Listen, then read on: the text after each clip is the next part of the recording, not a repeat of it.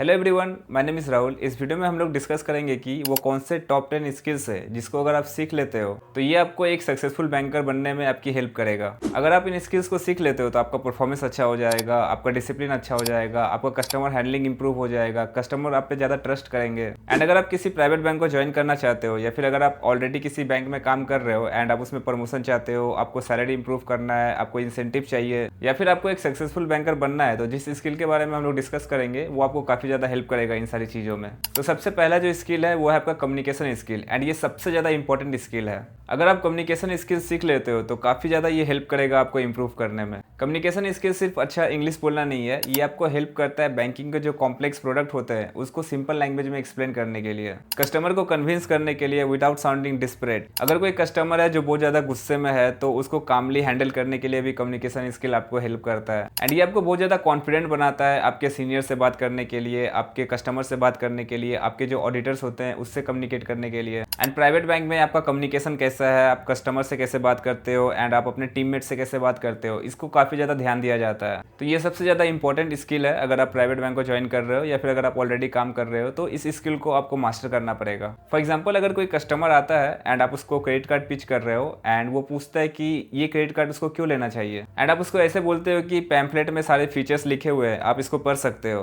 तो ये एक बैड कम्युनिकेशन स्किल का एग्जाम्पल है। लेकिन वहीं अगर कोई और है जिसका कम्युनिकेशन स्किल अच्छा है या फिर अगर आपका कम्युनिकेशन स्किल अच्छा है तो आप उसको डिफरेंटली ट्रीट करोगे। एंड वो सेम कस्टमर अगर आपसे पूछता है कि why should I take your credit card, तो आप उसको ऐसे बोल सकते हो कि सर, आपका जो मंथली स्पेंडिंग है उसके अकॉर्डिंग अगर आप ये क्रेडिट कार्ड को लेते हो तो ये आपको ईयरली 1200 रुपीज तक आपको सेव करके देगी। एंड आपके online shopping, fuel and dining पे ये आपको एक्स्ट्रा 5% सेव करके देगा, प्लस इसमें कोई भी ज्वाइनिंग फीस नहीं है। तो अगर इस तरीके से आप कम्युनिकेट करते हो क्लाइंट से तो ज़्यादा चांसेस है कि वो आपसे कन्विंस हो जाएंगे एंड वो सेल क्लोज हो जाएगा आपका। तो इस तरीके से अगर आप अपना सेल्स इंटेलिजेंस को यूज़ करते हो अपने कम्युनिकेशन में तो ये आपको काफ़ी ज़्यादा हेल्प करेगा आपको बैंक में ग्रो करने के लिए। आप कस्टमर को जितना कॉम्प्लेक्स चीज़ें, जितनी ईजी लैंग्वेज में, जितना सिंपल तरीके से आप समझा सकते हो, हाई चांसेस है कि वो सेल कन्वर्ट हो जाएगा आपका। तो आपको इसको इंप्रूव कैसे करना है, तो आप एक काम करो, आप कोई एक बैंकिंग प्रोडक्ट को सबसे ज़्यादा ईजी एंड सिंपल लैंग्वेज में एक्सप्लेन करने का ट्राई करो हर दिन। अगर आप ऐसा करोगे तो टाइम टू टाइम ये आपका स्किल बहुत ज़्यादा इंप्रूव कर जाएगा। एंड कस्टमर के नीड्स के अकॉर्डिंग कस्टमर के प्रोफाइल को समझो एंड उसके बाद फिर आप अपना प्रोडक्ट को पिच करो।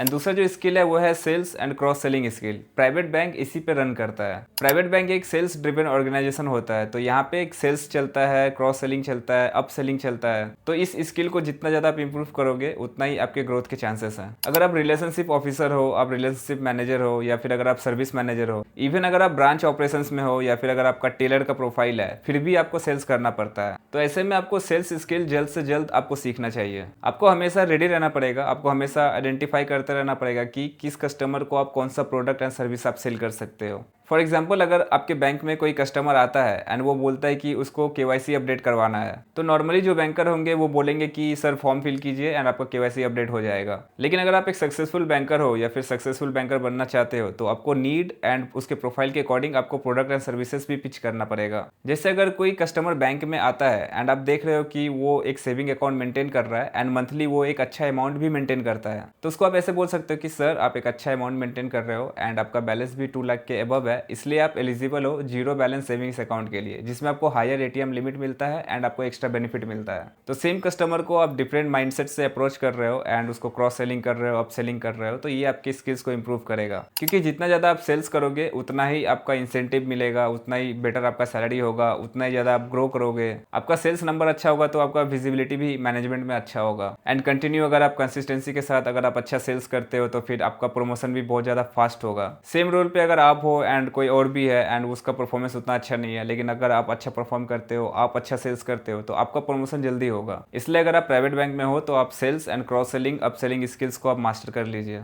तो कस्टमर के नीड को समझिए एंड उसके अकॉर्डिंग अगर आपके पास कोई प्रोडक्ट है, कोई सर्विस है एंड आप उसको पिच कर सकते हो तो उसके लिए आप उसको पिच कीजिए। एंड नेक्स्ट जो स्किल है वो है आपका प्रोडक्ट नॉलेज। बैंक में आपका प्रोडक्ट नॉलेज अच्छा होना चाहिए, क्योंकि जो कस्टमर्स होते हैं वो हाई एंड कस्टमर्स भी होते हैं, तो वो आपसे जब क्वेश्चन पूछे तो आपको उसको आंसर करना पड़ेगा। इसलिए आपको बैंक में कौन से टाइप्स के अकाउंट होते हैं, कैसे कैसे लोन्स होते हैं, कौन से क्रेडिट कार्ड्स होते हैं, ये सब आपको क्लियर होना पड़ेगा। Savings account, current account, fix deposit, recurring deposit, कौन से लोन्स है, होम लोन्स हैं, पर्सनल लोन्स है, बिजनेस लोन्स हैं, हैं, क्रेडिट कार्ड, म्यूचुअल फंड्स, ये सारी चीज़ें की नॉलेज आपको लेनी पड़ेगी। फॉर एग्जाम्पल अगर कोई कस्टमर आके आपसे पूछता है कि एफडी बेटर है या म्यूचुअल फंड, एंड आप उसको आंसर ही नहीं कर पा रहे क्योंकि आपका कॉन्सेप्ट ही क्लियर नहीं है दोनों के ऊपर, एंड आप सिर्फ इतना ही बोल पाते हो कि म्यूचुअल फंड रिस्की होता है एंड एफडी सेफ होता है, तो ये एक वीक कम्युनिकेशन है, आपको इसको इंप्रूव करना होगा। वहीं अगर कोई स्किल्ड बैंकर होगा तो वो इस कस्टमर को डिफरेंटली अप्रोच करेगा। वो कस्टमर को ऐसे बोल सकता है कि सर अगर आप एफडी करवाते हो तो आपको इसमें 6 to 7% इंटरेस्ट रेट मिलता है, लेकिन वहीं अगर आप म्यूचुअल फंड्स में पैसा रखते हो, अगर आप 5 से 7 साल के लिए पैसे डिपॉजिट करते हो तो ये आपको 10%, 12%, कभी कभी 15% भी रिटर्न दे सकता है। तो इसलिए आपके गोल पे डिपेंड करता है कि आपको कौन सा करवाना चाहिए। तो अगर आप ऐसे कम्युनिकेट करोगे क्लाइंट से तो आप उसको एजुकेट भी कर रहे हो एंड आप उसको हेल्प भी कर रहे हो, एंड नेक्स्ट टाइम जब वो कस्टमर को कोई इन्वेस्टमेंट करवाना होगा तो वो आपसे ही एडवाइस लेगा, एंड आप जब सेल करोगे तो फिर आपको उसका इंसेंटिव मिलेगा। तो इसलिए आपको एक बेसिक प्रोडक्ट की नॉलेज आपको रखनी पड़ेगी। जो भी प्रोडक्ट आप हैंडल कर रहे हो उसका अगर आप बेसिक अंडरस्टैंडिंग रखते हो तो ये आपको काफी ज्यादा हेल्प करेगा। नेक्स्ट जो स्किल है वो है customer handling and emotional intelligence. ये स्किल आपको सेपरेट करता है एवरेज बैंकर से।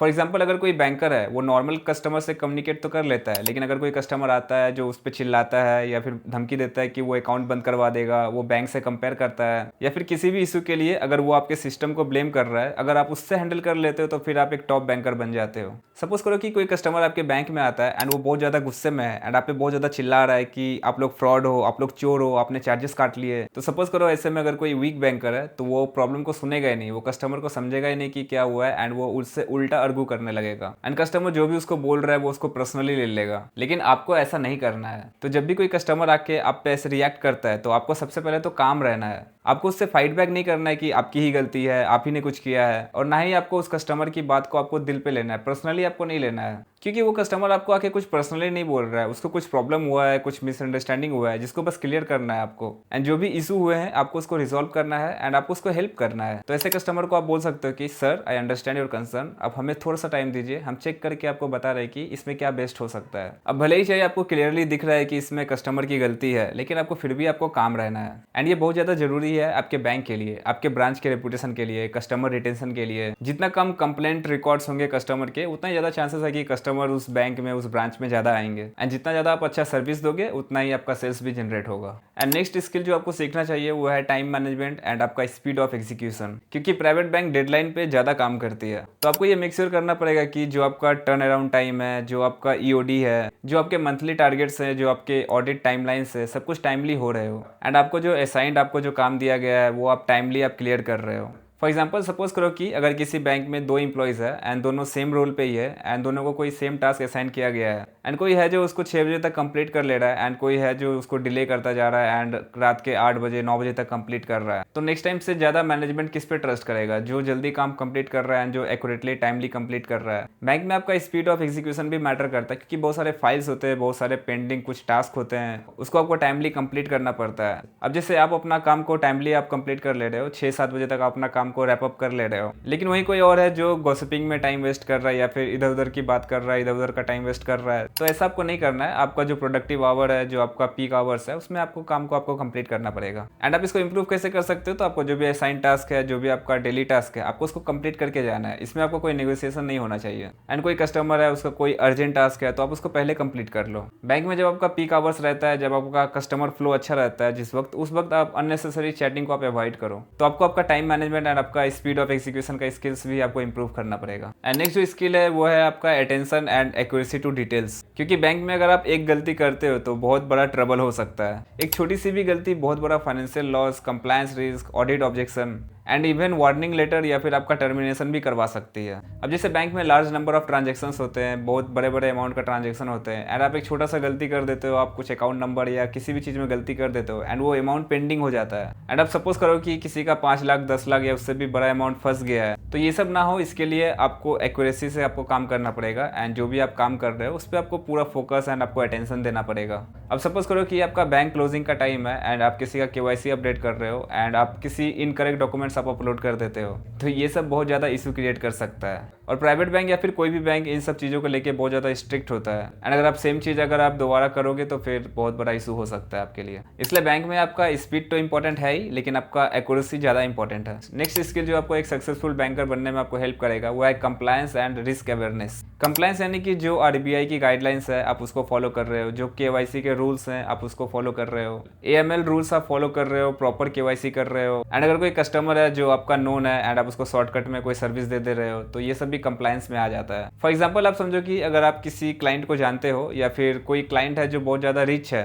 एंड वो आपसे कहता है कि KYC बाद में कर लेना, एंड ऐसे में अगर आप एग्री कर जाते हो तो फिर ये डेंजरस कॉन्सिक्वेंसेस ला सकता है। इसलिए आप एक सेफ बैंकर बनो एंड आप क्लाइंट को बताओ कि बैंक की जो पॉलिसी है वो अलाउ नहीं करती है ये करने के लिए। उनको आप ऐसे बोलो कि आई विल मेक श्योर कि सब कुछ जल्दी एंड क्विकली हो जाएगा। इसलिए जो भी आपके कंप्लायंस रिस्क है, जो भी गाइडलाइंस है, आप उसको फॉलो करो। ये आपको बचाएगा, आपके ब्रांच को बचाएगा, आपके बैंक के लाइसेंस को बचाएगा। एंड नेक्स्ट स्किल जो आपको सीखना चाहिए वो है डिजिटल एंड टेक स्किल्स। अभी का बैंक पहले जैसा नहीं है, अब ये बहुत ज़्यादा मॉडर्न हो गया है एंड ये मॉडर्न टेक्नोलॉजीज को यूज़ कर रहा है। अभी के जो प्राइवेट बैंक्स है वो पूरा टेक्नोलॉजी ड्रिवन हो गया है। तो mobile banking app, CRM tools and जो भी आपके बैंक के ऑनबोर्डिंग प्रोसेस हैं, जो भी आपके डिजिटली ऑनबोर्डिंग प्रोसेस है, वो सब आपको क्लियर होना पड़ेगा। एंड जो भी न्यू टेक्नोलॉजीज है आपको उससे फेमिलियर होना पड़ेगा, आपको उसके अकॉर्डिंग आपको भी अपडेट करना पड़ेगा। फॉर एग्जाम्पल अगर कोई कस्टमर आपसे आके बोलता है कि मोबाइल बैंकिंग कैसे चालू करना है या फिर नेट बैंकिंग कैसे यूज़ करना है, एंड अगर आपको पता नहीं है एंड आप किसी और को बुलाते हो तो फिर ये एक सही नहीं होगा। इसलिए आपको मॉडर्न टेक्नोलॉजी से आपको अप टू डेट रहना पड़ेगा एंड आपको जल्द से जल्द सब कुछ एक्टिवेट करना है एंड आपको 2 मिनट में आपको कस्टमर को सब कुछ समझा भी देना होगा।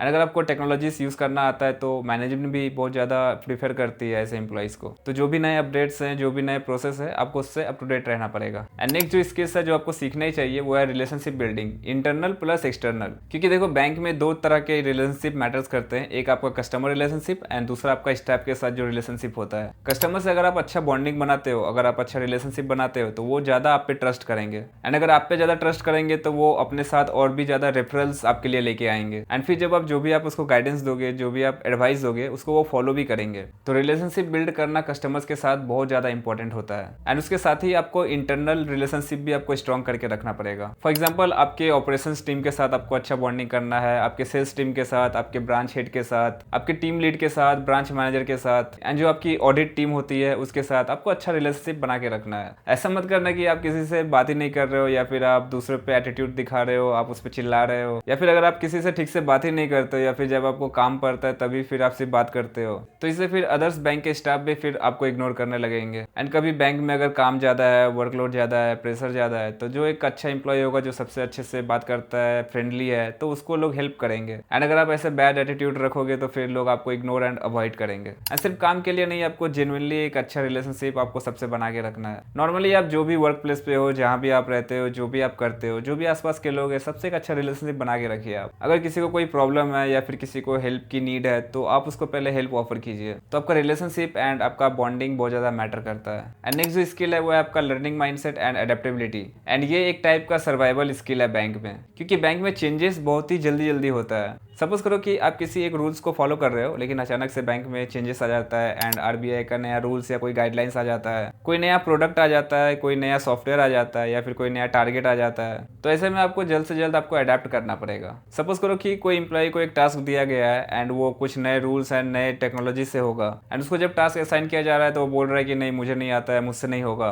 वहीं अगर कोई दूसरा एम्प्लॉय है जो लर्निंग माइंडसेट रखता है एंड इजिली अडेप्ट कर लेता है तो वो बोलेगा कि मुझे सिखा दो, मैं कर लूंगा ये काम। तो ऐसे आपको सीखते रहना पड़ेगा बैंक में, आपको लर्निंग माइंडसेट के साथ, एंड इजीली आपको अडेप्ट भी करना पड़ेगा बैंक में। क्योंकि जब आप इनिशिएटिव लोगे, नए नए चैलेंजेस लोगे, तभी फिर आप प्रमोट होगे एंड आपका प्रमोशन भी जल्दी होगा। वहीं अगर आप कुछ सीखना ही नहीं चाहोगे या फिर कोई भी नया टेक्नोलॉजी, कोई भी नया रूल्स को अगर आप समझना नहीं चाहोगे तो ऐसे में फिर आपका ग्रोथ भी स्टॉप हो जाएगा। तो इसलिए अगर आपको एक सक्सेसफुल बैंकर बनना है या फिर अगर आप बैंक को ज्वाइन करना चाहते हो या फिर बैंक में हो ऑलरेडी एंड आप लंबे समय तक काम करना चाहते हो, प्रमोशन चाहते हो, तो ये सारी स्किल्स हैं जो आपको सीखना चाहिए एंड आपको इसको डेली इंप्रूव भी करना चाहिए। एंड स्टार्टिंग में ये सारी चीज़ें आपको नहीं आएगी, लेकिन आप धीरे धीरे सीखोगे, धीरे धीरे आप सीखना स्टार्ट करोगे, फिर धीरे धीरे आप इंप्रूव करना स्टार्ट करोगे एंड फिर कुछ टाइम के बाद आप ये सारे स्किल्स को मास्टर कर लोगे एंड उसके बाद फिर आप कुछ नए नए दूसरे स्किल्स भी सीखोगे। आई होप कि आपको ये वीडियो हेल्प करेगा आपके बैंक में एक सक्सेसफुल करियर बनाने में या फिर जिस भी प्रोफाइल पे हो उस पर ग्रोथ पाने में। अगर ऐसा है तो आप इस वीडियो को लाइक कर सकते हो, चैनल को सब्सक्राइब कर सकते हो एंड मुझे कमेंट करके आप बता सकते हो। और अगर आप जानना चाहते हो कि आप बैंक में प्रोडक्ट को कैसे सेल कर सकते हो एंड आप कैसे टारगेट को मीट कर सकते हो, उसके लिए मैंने ये वाला वीडियो बनाया है, आप ये वाला वीडियो चेकआउट कीजिए। Thank you so much for watching till the end. I so all the very best till then, take care, bye bye, जय हिंद।